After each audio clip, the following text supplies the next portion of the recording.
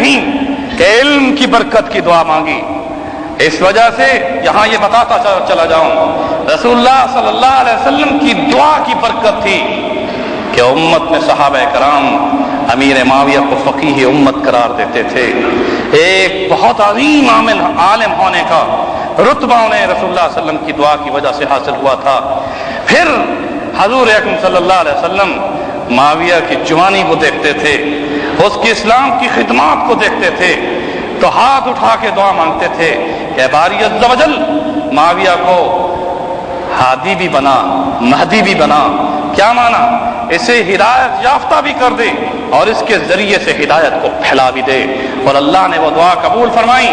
اس لیے امت میں صحابہ کرام میں معاویہ رضی اللہ تعالیٰ عنہ وہ حیثیت رکھتے ہیں کہ نہ صرف ہدایت یافتہ تھے بلکہ ہدایت کے پھیلانے میں اللہ نے انہیں ذریعے کے طور پر بھی قبول فرمایا۔